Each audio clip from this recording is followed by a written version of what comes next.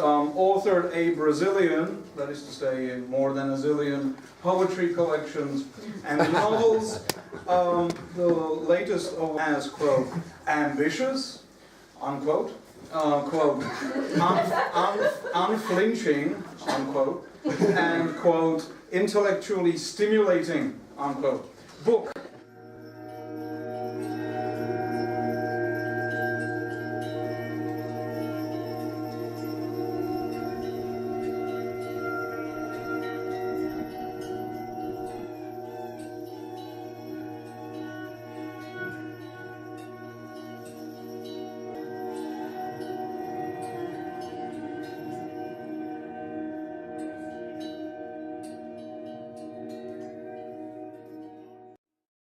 Is this thing on? Does this thing work?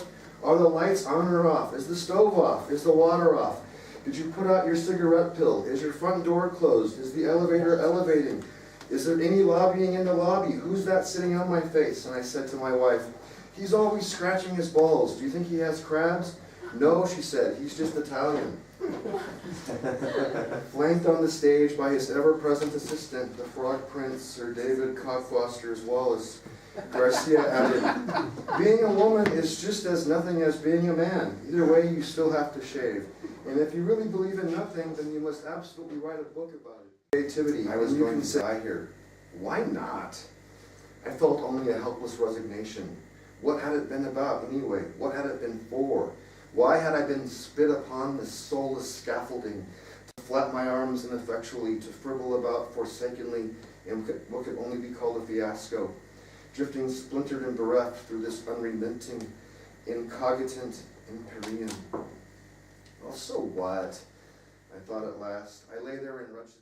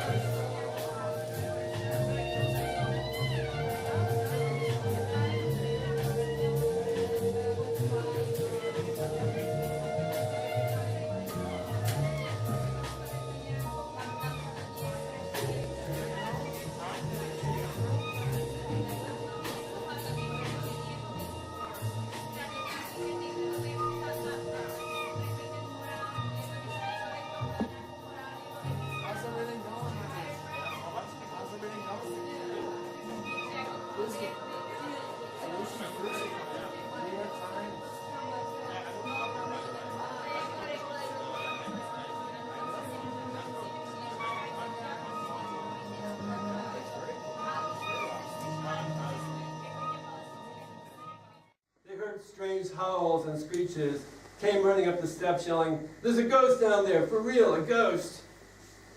Years later, we discovered one of the boys hiding marijuana inside a vent shaft. Not just a little, a thermos-sized bag. Both boys denied it, but eventually Jamie told on his brother Casey. Said Casey'd been selling it at school.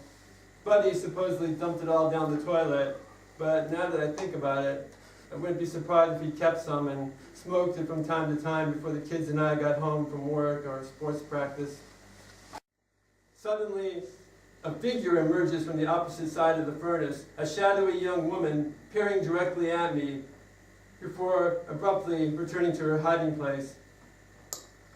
Trying to quickly back away, I bang my head against a metal duct. Hard enough it knocks the section loose, and I begin seeing feathery lights. I yell out in panic, though there was no one home to hear. My pulse is galloping, the back of my head stinging. Obviously there couldn't be anyone here, just a flash of light from the furnace, some shadows and my own imagination.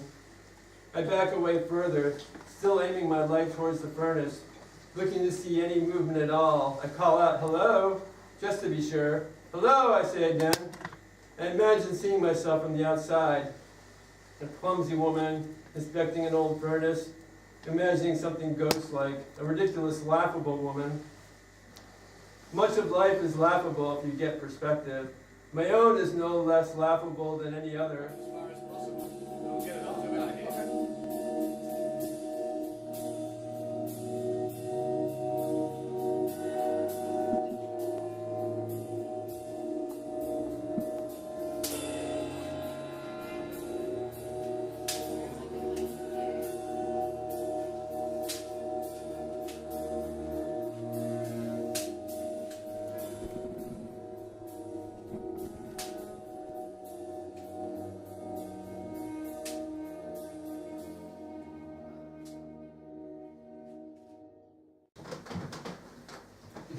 To be robo-wanked or not to be robo-wanked. Too plain a notion to even consider, discarded Jerry. But the jelly was a program dependent on intelligent incorporatedness and subsequently manipulating that very intelligent incorporatedness to its bodily doom. With 4 dicks and an in-depth knowledge of Mars literature, what have you? Okay, spare parts. Yeah, I think I can live with that. Like they might come in handy when the thing breaks. Don't you know about the viruses you're spreading all across the grid? How many genocidal programs we have to deal with every single day? It doesn't translate. Just like Joyce, answered Jerry, feeling rather smart. But Joyce wasn't real, sir. That's unique. The spirit reading these lines. A monistic whole of associated sensibilities. Of the web ad, neurodevelopmental possibilities, my ass, transcendence of the human condition be damned. Oh, that's nasty, man, and not the good kind of nasty, grinned Jerry. Oh, I will, I own up. However, she's known for all the good kind of nastiness we both know you can't get enough of. You reek of soul-crushing boredom. Right, she's down for the main thing, let us then. Awesome, so should I arrange it for tonight? Not a fortnight more. Ugh.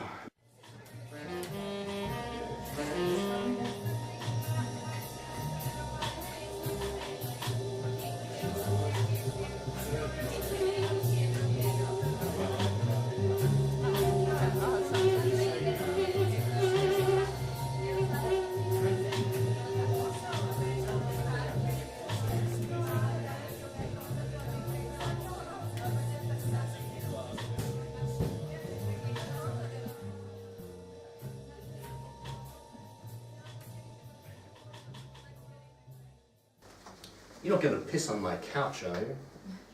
The Scarecrow shook his head. His grey felt hat had tipped to one side, revealing a serious case of eczema. It gave Joblard the creeps. Joblard tore off a strip of kitchen wrap and somehow got around the Scarecrow's head without making contact with the eczema. Since he'd got nothing to say, Joblard pocketed the gun. Any trouble with the old respiration, just remember to shout. Joblard went to the kitchen and grabbed a 6-pack of Guinness from the fridge, then back to collect his Vindaloo. He put up an armchair by the door and killed the lights, letting his eyes adjust to the gloom. Maybe, after he'd enjoyed a decent meal, he'd get the jumper leads out and see how the Scarecrow responded to a little encouragement. Maybe the fucker was mute. That'd be a laugh. The Scarecrow's brains had made a complete mess of it, but there was no denying it had a certain affinity with the rug. Little fractalized globules of red, black and grey floating in a type of Rorschach amber that continued halfway up the wall, punctured by a bone shard. Bits of the Scarecrow's brains were even stuck to the ceiling. Joblard thought he recognised a patch of Xmas' scalp glued to the lampshade, a paper globe that had once been white but now looked like a sepia pockmarked moon, sea of tranquility and all that.